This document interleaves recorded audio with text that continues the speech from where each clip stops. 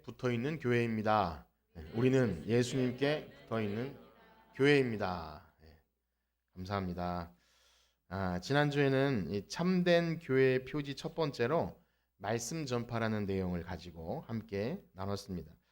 즉 우리가 이 눈으로 보게 되는 이 교회의 외적인 어떤 형태, 건물이나 또 그 안에 구성원이나 집기들이나 성구들 뭐 그 어떤 것도 교회가 교회되게 하는 표시가 아니라 그 안에서 주의 종을 통해서 하나님의 말씀이 온전히 선포되고 있는지 또 그 성도들이 그 말씀을 통해 매일 가르쳐지고 양육되고 있는지가 참된 교회의 첫 번째 표지라고 말씀드렸습니다. 어떠신가요? 그런 표지가 우리 가운데 있나요? 저는 주님이 맡기신 사명 가지고 어떻게든 최선을 다해서 진리의 말씀을 또 생명 살리는 복음을 증거하는 일에 최선을 다할 것이니 여러분들께서는 가능하면 모든 예배에 참석하셔서 말씀을 사모하고 이 생명의 말씀을 통해서 여러분들의 영혼이 더욱 살찌고 또 이 생명 양식을 공급받고 그렇게 바로 교훈과 의로 교육되기를 간절히 축복합니다. 그것이 있다면 참된 교회의 첫 번째 표지. 그래서 그분들이 바로 이 천상의 교회와 연결된 이 지상의 교회 성도들입니다. 자, 이제 오늘은 두 번째 표지는 세례와 성찬, 즉 성례에 관한 말씀을 드리고자 합니다. 사실 우리가 성례식을 한다고 하지만 1년에 두 번 그렇게 하기 때문에 어떤 것인지는 알지만 잘 모르기도 합니다.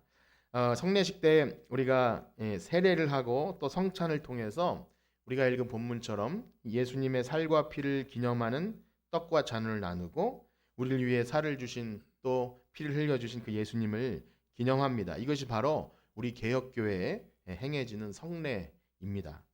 그래서 이렇게도 이야기합니다. 이 설교가 이 말씀 듣고 행하는 것이 이게 보이지 않는 복음이라면 성찬은 바로 이 보이는 복음, 만져질 수 있고 먹을 수 있는 그러한 복음이라는 얘기가 있습니다. 그래서 그러한 의미에서 이 성례는요 우리 신앙의 가장 참 중요한 은혜의 방편이 되는 것입니다. 자, 그런데 본론으로 들어가기 앞서서 이 성례에 대해서 우리가 오해할 수 있는 몇 가지를 좀 말씀드리겠는데요. 먼저는 성경에서 말하고 있는 예수님이 제정하신 정당한 성례는 이렇게 우리가 방금 말씀드린 대로 세례와 성찬 이 두 가지입니다. 이것은요 사람이 정하는 것이 아니라 성경에서 이제 그 근거를 말씀드릴 텐데 이렇게 비교하면 좋습니다. 소위 천주교라고 하는 가톨릭 교회에서는요 교회 오랜 전통 속에서 여기 이 두 가지에다가 다섯 가지를 더해서 칠성례라고 합니다. 뭐 이렇게 들어보신 분도 계실 거예요. 이런 게 있어요. 세례성사, 견진성사, 성체성사, 고해성사, 병자성사, 성품성사, 혼인성사. 그러니까 이 혼인이나 또 이렇게 뭐랄까요 고해성사 이런 것들이 교회 7가지 성례에 들어갑니다. 이 가운데 두 가지가 바로 세례성사, 성체성사 그것이 우리 개신교에서 말하는 세례와 성찬이죠. 그러나 이것들은 그야말로 인간의 전통 속에서 교회 오랜 전통 속에서 이렇게 생겨난 것들입니다. 가톨릭은 이러한 칠성례 외에도 사실 성경에 없는 여러 가지 것들을 교회의 은혜의 방편이나 표지로 삼고 있는데 특별히 좀 많이 문제가 되는 것이 교황은 무오하다 그런 것, 교황의 말이나 그런데 굉장히 성경만큼은 아니더라도 굉장히 중요한 가치를 두고요. 그 다음에 뭐 이렇게 66권 성경 위에 외경이나 또 여러 가지 성인 숭배나 이런 것들이 아니라고는 하지만 우리 사람들의 종교심 때문에 우상 숭배로 빠질 가능성이 높은 그런 것들이 많이 숨어 있습니다. 마리아 얘기를 하면 절대 우리는 마리아를 섬기는 것이 아니다. 그것이 교리적으로 맞다 할지라도 사람들의 마음속에 그 성상 앞에 마리아 상이나 이런 거 앞에 뭔가 이렇게 하는 것 이런 것 자체가 많이 그런 좀 어려운 신앙의 어려운 요소들이 들어있죠. 자, 이 시간에 카톨릭에 대해 비판하는 시간은 아니기 때문에 그렇지만 성경이 말하는 참된 오늘 교회 표지 두 번째 성례를 말씀드리기에 있어서 참 비교가 되는 그런 것이기에 어쩔 수 없이 언급을 합니다. 이것이 왜 중요하냐면 우리 가운데 그렇게 여기시는 분은 안 계시겠지만 이 주님께서 제정하신 성례에 대해서 오해해서 구원에 대해서 잘못된 진리들이 가르쳐질 수 있고 또 이렇게 미혹될 수도 있다는 것입니다. 예를 들어서 재미있는 예인데요. 가톨릭 교회는 임산부가 아이를 낳으면 이제 세례를 주지 않습니까? 우리랑 좀 다른데 신부님이 줘야 돼요. 그런데 만약에 신부님이 없으면 산파가 세례를 주는 예외 조항이 있습니다. 이거 왜 그럴까요? 왜 그러냐면 세례는 곧 구원이에요. 세례를 받아야 구원을 받아요. 그래서 어떻게든 세례를 주는 그런 경우입니다. 그래서 우리가 수요일마다 하이델베르크 교리문답을 볼 때 보면 이제 아직 5주밖에 안 되는데 26주와 27주에 보면 세례에 관해 배우는데 거기서도 요 부분을 이렇게 언급하는 부분이 나옵니다. 그래서 그때 물론 가서 보시겠지만 그렇게 생각하면 이 가톨릭 교회는 세례를 굉장히 중요하게 생각하는구나 생각할 수 있지만 사실상 세례 자체에 마치 구원에 어떤 효력이 있는 것은 아닙니다. 성경적이지 않은데요. 제가 어릴 때 읽은 그 소설 중에 책을 다 많이 읽지 않지만 그 테스라는 소설이 있어요. 1800년대 영국 배경을 한 소설인데 여주인공이 사생아를 낳습니다. 뭐 우여곡절 끝에 사생아를 낳는데 그래도 이제 믿음은 있어서 그 아이가 이제 좀 있으면 죽게 생겼어요. 혼자 아이를 낳았거든요. 그래서 내 아이가 그래도 지옥을 가면 안 되는데 해서 신부님께 부탁했는데 사생아는 세례를 줄 수 없다고. 그래서 자기가 혼자 자기 아기에게 세례를 준 그런 장면이 저에게 굉장히 충격적이었어요. 자, 어찌 되었든 그런 배경을 가지고 있는 거죠. 세례를 안 주면 지옥에 가지 않을까. 그렇습니다. 이후에 말씀드리겠지만 세례는요. 복음을 듣고 거듭난 신자가 예수 그리스도를 주로 고백하고요. 성부와 성자와 성령의 이름으로 세례를 받고 그것이 믿음의 공동체 안에서 서로 공적으로 고백하고 그리고 그렇게 되는 거예요. 그러니까 혼자 혹은 어떤 그 자체 행위에 어떤 효력이 있는 것이 아니죠.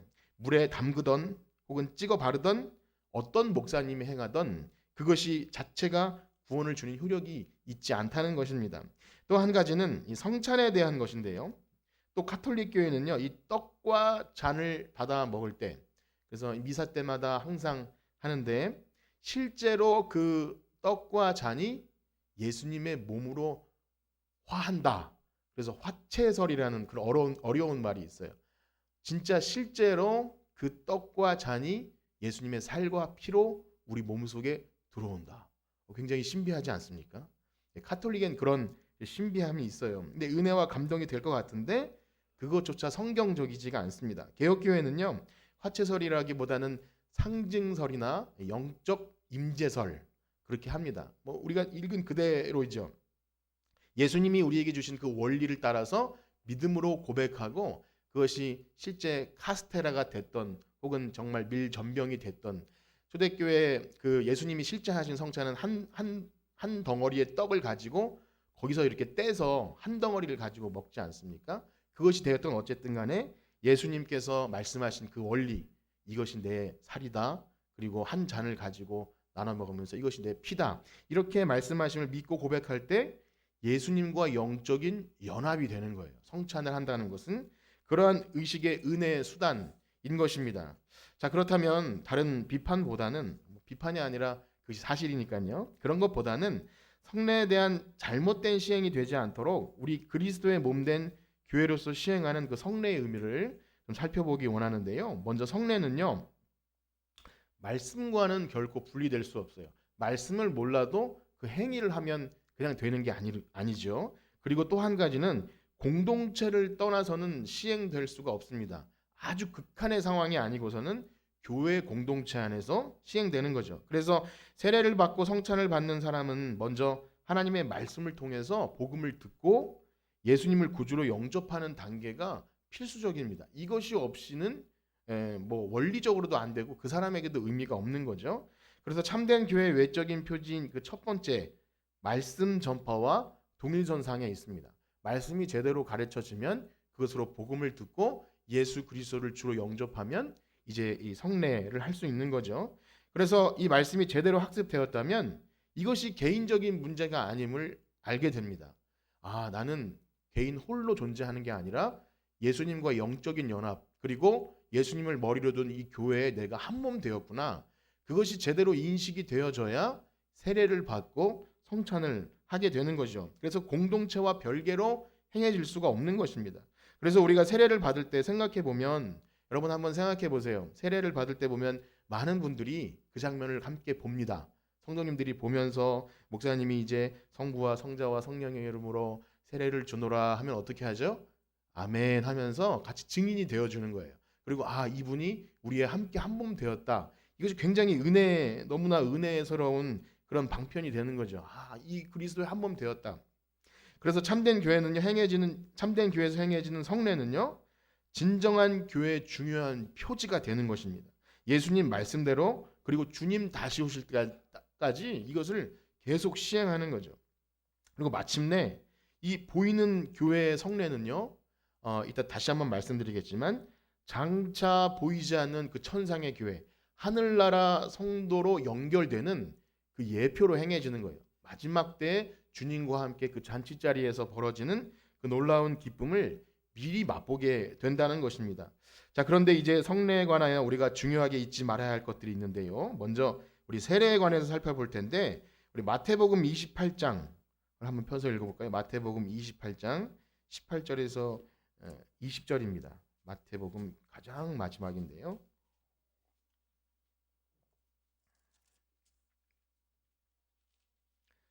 마태복음 28장 18절에서 20절 다 같이 한번 읽어보겠습니다. 시작.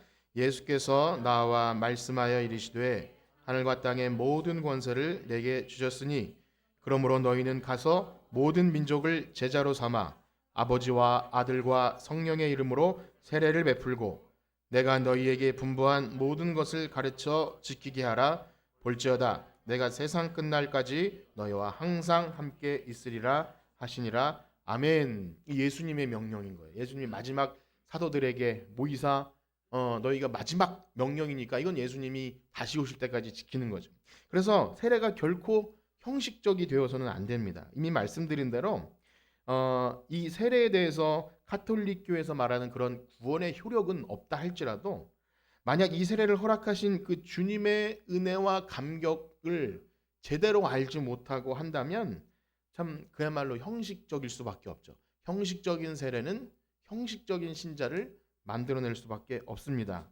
이 세례는요, 물과 관련해서 가장 참 중요한 의미가 있는데, 우리가 요즘에 요한복음을 이렇게 보지 않습니까? 요한복음에 물 얘기가 그렇게 많이 나와요. 근데 요한복음에만 나오는 게 아니라 성경 전체에 그 물에 대한 상징이 굉장히 많은데, 중요한 것은 물이 우리를 씻어서 깨끗하게 하는 그 의미로서 우리를 씻어서 거룩하게 한다. 그 물로 이렇게 세례를 주는 거예요. 그래서 세례 요한이 했던 세례는 침례라고 하죠. 침례. 그래서 물에 요단강에 완전히 푹 잠그는 침례 교단이나 이런 데서는 이제 그렇게 하는데요. 자, 그것도 참 의미 있다고 생각이 듭니다. 어쨌든 세례는요, 그 어떤 보여지는 것보다 중요한 건 죄 사함을 얻게 하는 세례라는 거예요. 세례 요한이 세례를 선포할 때 회개하고 세례를 받아라 이렇게 말했던 것이죠. 그래서 우리가 하나님 나라에 가기 위해서는 이 죄의 문제가 해결돼야 되지 않습니까? 죄가 있으면 하나님을 볼 수 없는데, 그러한 측면에서 진정 회개하는 사람에게 이 세례가 이렇게 베풀어져야 됩니다. 믿음의 고백이 있어야 되죠. 그래서 세례는 회개와 결코 분리될 수가 없습니다. 아무리 학습을 받고 지식적으로 교리가 이렇다, 이걸 아주 공부를 잘해도 그 과정이 필요한 거예요. 그래서 목사님을 통해서 정말 이 사람이 회심한 사람인지를 확인하는 절차가 꼭 필요합니다. 그래서 물론 거짓으로 그러진 않겠지만 정말 이렇게 공부를 했는데 그렇습니다. 저희가 죄인임을 자백하고 하나님의 은혜가 없이는, 그 보혈의 피가 없이는 내가 구속받지 못할 죄인입니다. 그래서 그 은혜가 감사합니다. 이런 어설퍼도 상관없어요. 그런 고백들이 있어야 되죠. 그래서 이 신앙 고백문을 세례 받을 때 읽게 하는 교회들이 있더라고요. 그래서 참 너무 좋은 것 같아요. 그래서 해볼 생각입니다. 여러분 세례를 이미 받으신 분 참 다행이시죠.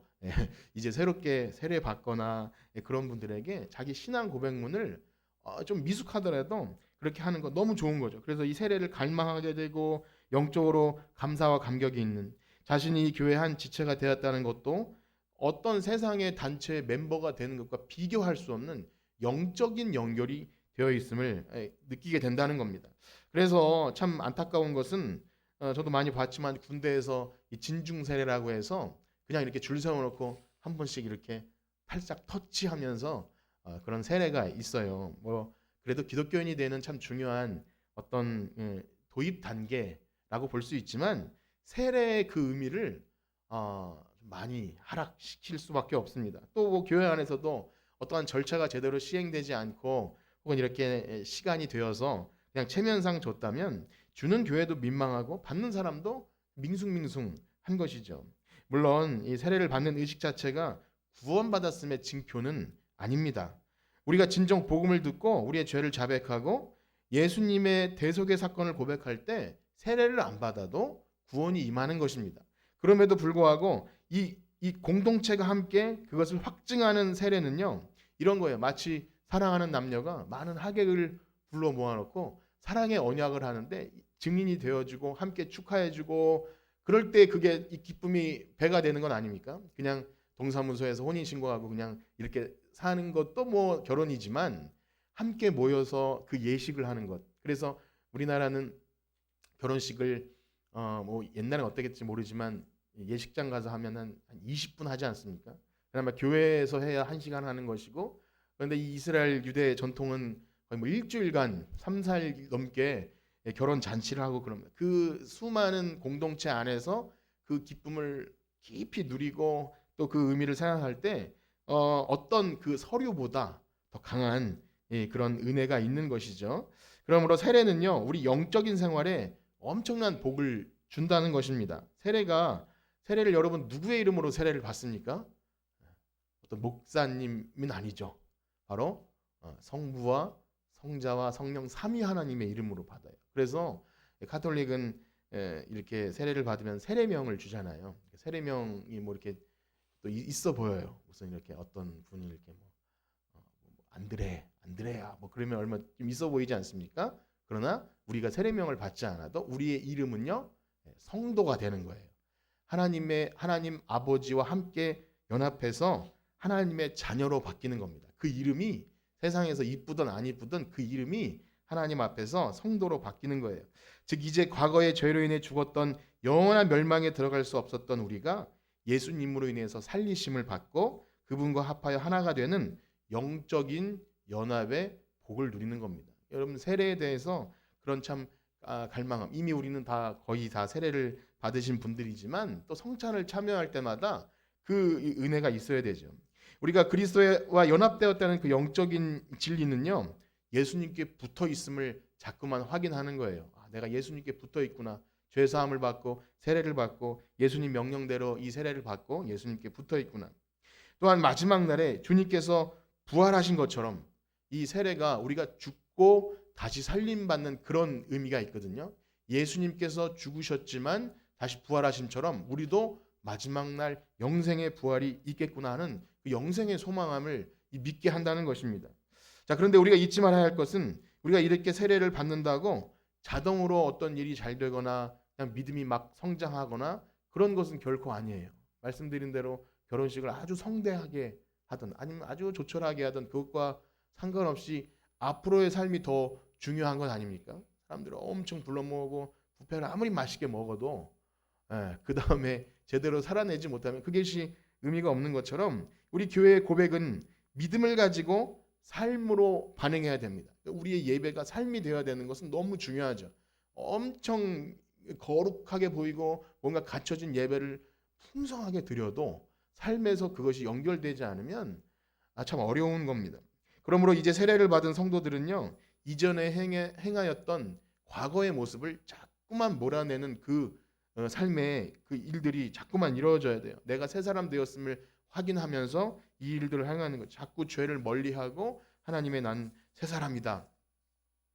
왜냐하면요, 다시 한번 말씀드리지만 세례가 구원을 보증해주는 효력이 있는 게 아니에요. 세례만 딱 받으면 구원 이것이 아니라는 것을 아셔야 됩니다. 그러므로 진실로 회개하고 세례 받은 사람, 그 세례의 의미를 제대로 알고 받은 사람은요, 실제적인 삶에서 변화의 모습이 나타날 수밖에 없는 것입니다. 물론 넘어지는 수도 있지만 그러나 그 세례를 기억한다면, 그렇기 때문에 형식적으로 받은 사람은 역시 형식적인 신사가 될 수밖에 없습니다. 그래서요, 교회에서 세례를 베푸는 일이나 이것이 너무나 영광스러운 일이고 너무나 좀 귀한 일이라서 웬만하면 교회에 출석을 잘하고 그러면 세례를 주고 싶은 마음이 있는 거죠. 그런 유혹이 있는 거죠.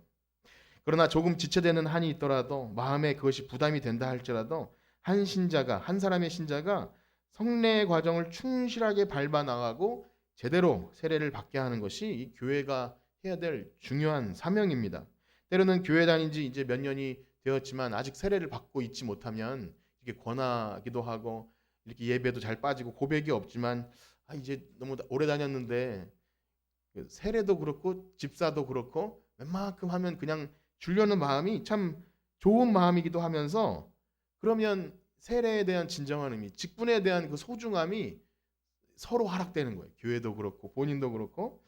자, 그렇습니다. 자, 그런다 한편 생각해 보면 이 세례가 그렇게 체면에 따라서 혹은 제대로 뭔가 되지 않았는데 그냥 베풀어질 때 진정한 한 사람이 성도가 죄 사함 받고 그다음에 회개하고 그리스도와 영적으로 이 함께 연합되는 그 기쁨이 평생에 한 번 하는 거잖아요. 뭐 세례를 성찬식 때마다 하는 게 아니지 않습니까? 결혼식을 매년 하는 것이 아니듯이 평생에 한 번 있는 것인데 교회가 그 기쁨을 뺏을 수는 없지 않습니까? 시간이 걸리고 절차가 있더라도 그에게 그 세례의 그 풍성함과 기쁨을 이렇게 그냥 지나가게 해서는 안 되는 거죠. 그러므로 우리는 이 세례에 관해서 이미 받은 여러분들은요, 성찬할 때마다 그 은혜와 감격을 항상 기억해야 할 줄 믿습니다. 그리고 이제 앞으로 우리 교회를 통해서 세례를 받는 성도들이 있다면 그 은혜로운 과정들을 신실하게 밟아 나가서 또 공동체가 그것을 보면서 함께 기뻐하고 하나님께 영광 돌리는 그러한 세례가 되어야 할 것입니다. 자, 이제 그런가 하면 성찬의 의미를 좀 살펴보고자 하는데요. 성찬의 기원은요, 주님께서 이 땅에서 이제 3년의 공생애를 마치시고 마지막 십자가로 가시기 전에 잡히시는 날 밤 6월절 그 식사를 제자들과 함께 하십니다. 그것이 그 유명한 최후의 만찬 그 자리이죠. 거기서 떡을 떼시면서 이것이 너희를 위하여 주는 나의 살이다. 내 찢긴 살이다. 그렇게 주시고 또 잔을 나누시면서 이것은 너희를 위하여 흘리는 바 나의 피, 곧 언약의 피다. 그렇게 하면서 식사를 하십니다. 우리 그 부분을 다시 한번 읽어볼 텐데요. 누가복음 22장 17절에서 20절입니다. 누가복음 22장 17절에서 20절입니다. 다 같이 한번 읽어보겠습니다. 시작. 이에 잔을 받으사 감사기도 하시고 이르시되 이것을 갖다가 너희끼리 나누라. 내가 너희에게 이르노니 내가 이제부터 하나님 나라가 임할 때까지 포도나무에 난 것을 다시 마시지 아니하리라 하시고 이 떡을 가져 감사하기도 하시고 떼어 그들에게 주시며 이르시되 이것은 너희를 위하여 주는 내 몸이라 너희가 이를 행하여 나를 기념하라 하시고 저녁 먹은 후에 잔도 그와 같이 하여 이르시되 이 잔은 내 피로 세우는 새 언약이 붙는 것이라. 아멘. 그러므로 이 성찬은 주님의 명령을 따라서 그리스도의 대속의 죽음, 이 유월절이 의미하는 것이 그것입니다. 양이 대신 죽어서 피를 발랐을 때 그 출애굽할 때 그 죽음의 사자가 그 집은 넘어갔잖아요. 그것이 유월절인데 그 유월절 어린 양 피 대신 분이 바로 예수님임을 이렇게 상징적으로 의미하면서 예수님이 우리를 위하여 대신 살을 찢기시고 피를 흘리신 그 사건이 바로 우리의 죄를 위한 그 사건이었다. 그것을 기념하고 믿는 자리입니다. 그래서 이 성찬은요 세례와 함께 그리스도의 연합을 우리 보게 되는 거예요. 그리스도와의 연합을 상징합니다. 그래서 세례와 성찬을 이렇게 구분합니다. 제가 요즘에 읽는 그 책에 보면 이렇게 되어 있는데 세례는요 그리스도와 연합으로 들어오는 시작을 알리는 성례라면 성찬은 이제 들어온 상태에서 하나님 가족으로서 그 은혜가 지속적으로 누려지는 성례다. 그렇게 하면 이해가 되시죠? 세례가 시작이었다면 성례는 그 안에서 계속. 또 한 가지는 세례가 그리스도와 함께 죽고 장사되어 새 생명으로 태어나는 것이라면 성찬은 이제 그리스도의 살과 피를 계속 먹고 마심으로써 내가 주님께 붙어 있음을 생생하게 계속 경험하면서 성장하는 그렇게 구분하시면 될 것 같아요. 그렇습니다. 성찬은요, 우리가 예수님께 붙어 있음을 날마다 확인하는 것입니다. 그런 이유로 이 교회의 중요한 표지가 되는 것이죠. 그래서 아무나 받을 수 없고 주님과 함께 죽고 새 생명을 얻은 그것을 고백하는 성도들 안에서 이루어지는 것입니다. 그러므로 자신이 참된 신자라면 이 성찬에 대해서, 이 성례에 대해서 반드시 참여해야 되고 또 사모하는 마음이 있으셔야 됩니다. 그래서 사실상 오늘날 이 코로나 시대를 맞이해서 온라인 예배나 또 그래서 성찬을 계속 못하니까 성찬 키트를 가지고 배달도 하고 또 각자의 집에서 이렇게 하지 않습니까? 참 고육지책이고 임시방편일 뿐이지 속히 믿음의 공동체에서 이 성찬의 기쁨을 사모하고 누리셔야 됩니다. 그래서 온라인으로 예배하는 가정들도 속히 이 자리에 나오기를 사모하셔야 돼요. 홀로는 결코 되지 않고요. 성찬도 자기 혼자 이렇게 한다고 해도 그것이 참 어려운 것이죠. 물론 이 성찬이 구원의 조건이 되는 것은 아닙니다.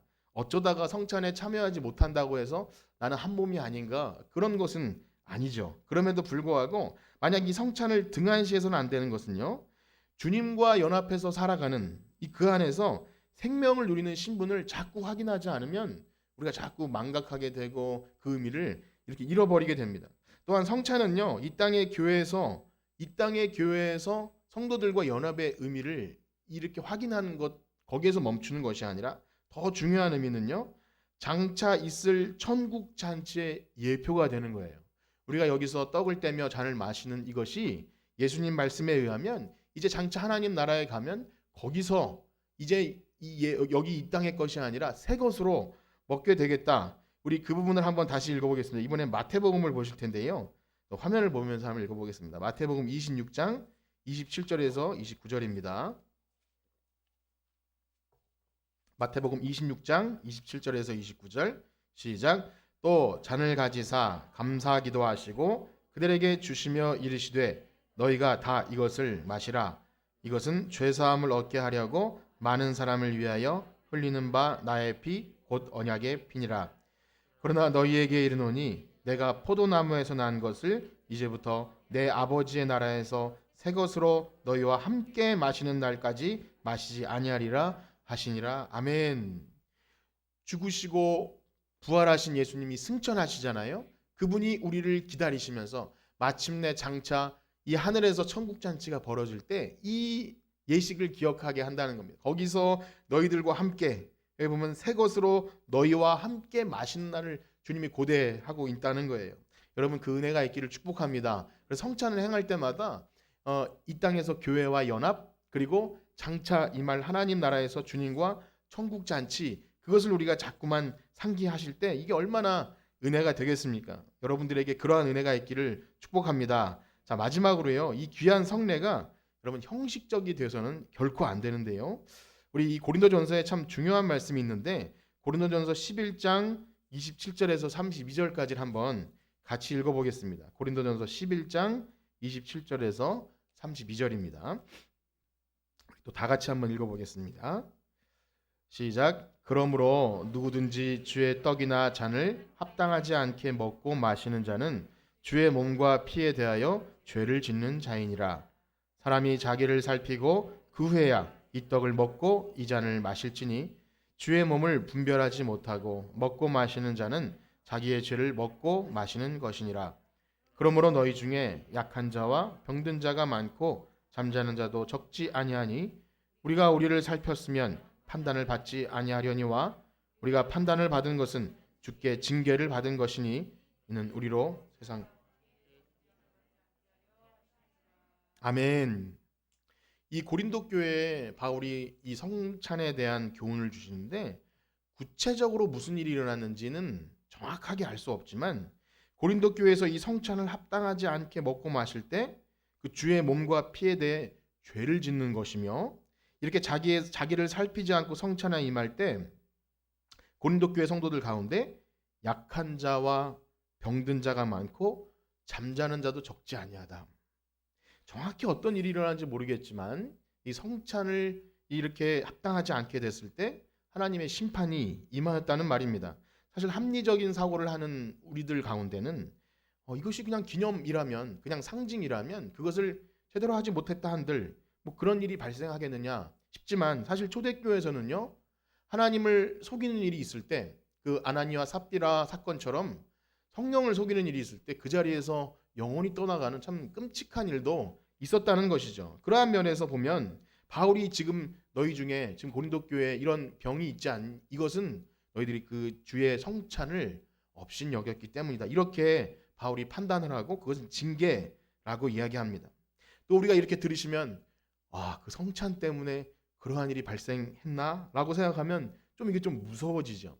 사실 우리를 두렵게 하는 말씀은 아니면서도 우리는 너무나 연약해서 이 말씀을 들을 때 성찬은 너무 소중한 것이기 때문에 우리가 마치 어떤 우리에게 숨어 있는 그런 주술적인 마음이 있지 않습니까? 그래서 이것을 소중하게 다루고 마치 이것을 그래서 성찬이 맞춰지면 이 떡은 함부로 하면 안 되고 화분에다가 이렇게 줘야 되면 여러 가지 뭐 그런 규칙은 없지만 뭔가 이렇게 소중히 다루기 위한 어떤 것이 있어요. 성찬을 준비하는 분도 또 권사님 중에서 이렇게 좀 은혜가 있으신 그런 분이 하는 거라든지 어떤 정해진 건 아니지만 이것을 소중하기 위해서 참 중요한 의미를 갖고 있습니다. 그럼에도 불구하고 그렇게 되면 안 되죠. 이것을 그 자체 성찬기나 이런 것이 마치 제사 때 쓰이는 어떤 제기나 이런 것과는 관련이 없기 때문에 그렇습니다. 그래서 우리는 이 바울이 고린도 교회에 성찬에 관한 교훈을 한 주된 목적을 아셔야 됩니다. 그것은 뭐냐면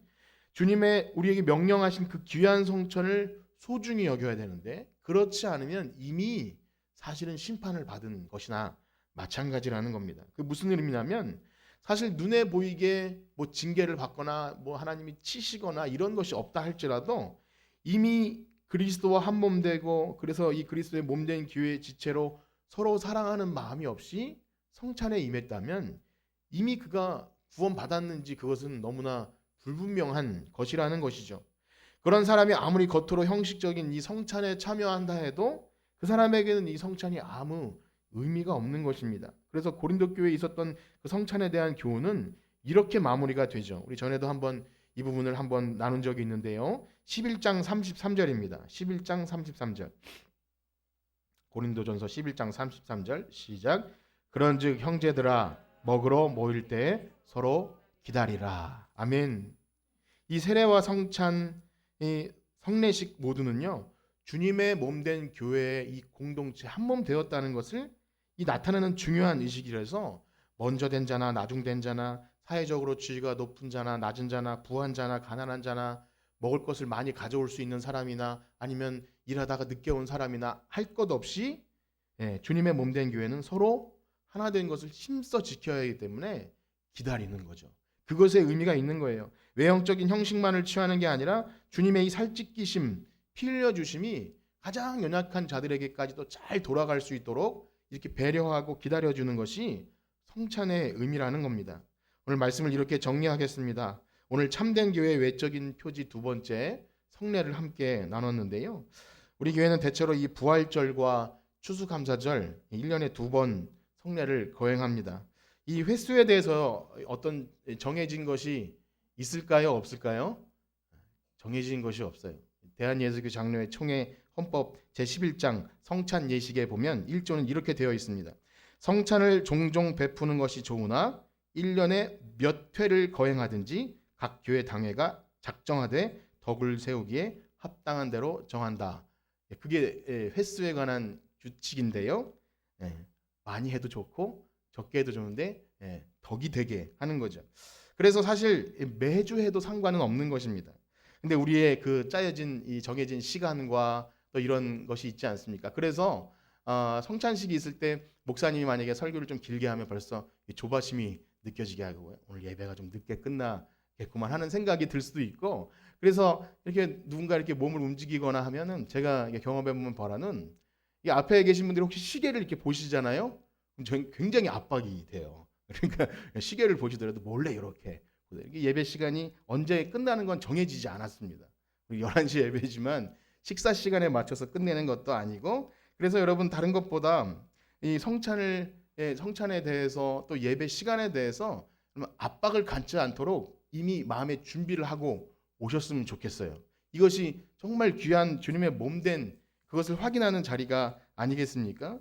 예, 그래서 그런 의미에 있어서 성찬을 1년에 2번 하는 것은 이 성찬의 중요한 의미를 생각했을 때 좀 적다라는 생각이 들어요. 교회를 한 10년쯤 다녀도 아주 계속 성실하게 해도 익숙해지지 않는 것이 성찬식이잖아요. 그래도 적어도 1년에 한 10번쯤은 되어야 되지 않을까 그런 생각을 하고 있습니다. 자, 그래서 무엇보다 다른 누군가에게 나의 시간을 내주기가 어려운 인색한 요즘을 살아가고 있는 것 같습니다. 내 예배만 드리고 속히 빠져나가는 것이 우리의 모습이 아닌가 생각이 되는 이 시대에 기다려주기 어려운 오늘을 살아가는 우리에게 그리스도의 몸된 교회에서 한 몸된 지체들과 함께 이 천국으로 이어지는 시간이 그 어떤 시간보다 여러분들에게 소중하게 여겨지시기를 축복합니다. 우리 여기서 예배하고 또 성찬을 하고 믿음의 공동체가 함께 있는 이 시간을 결코 아까워하지 않기를 축복합니다. 우리에게 그런 마음으로 왔다면 그것이 진정한 예배입니다. 만약에 성찬에 대한 그 의미처럼 예배도 내가 이 한 시간을 이런 표현 너무 죄송하지만 때우고 예배 보고 가면 그게 예배가 아니라는 거예요. 성찬도 내가 떡을 먹으면 그것이 성찬이 아니고 물을 찍어 발라서 거기서 구원이 이루어지는 것이 아니라 예배도 마찬가지고 내가 정말 그리스도의 몸된 교회임을 이 자리에서 충분히 확인하셔야 되고 충분히 나누셔야 되고 그것이 바로 하나님이 기뻐하시는 거룩한 산 제사인 줄 믿습니다. 여러분들에게 이 귀한 자리가 기대가 되고 사모가 되고 그렇게 되기를 간절히 축복합니다. 그렇게 서로가 기다려주면서 내 옆에 있는 이 귀한 지체가 이 옆에 있는 지체가 하늘 나라에 함께 갈 성도들이구나. 한번 확인해 보실까요? 옆에 있는 분을 보시면서 하나님 나라까지 함께 갑시다. 이렇게 인사합시다. 하나님 나라까지 함께 갑시다. 절대 낙오되면 안 되잖아요. 그래서 그 의미가 떡을 떼고 잔을 나누는 거예요. 함께 갑시다. 연약한 지체가 있으면 이끌어주고 그것을 하는 것이 우리 교회의 성찬이고 모든 성례입니다. 우리 그렇게 참된 교회 성도들로서 하나님이 기뻐하시는 교회 되길 간절히 축복합니다. 아멘. 우리 찬송 드리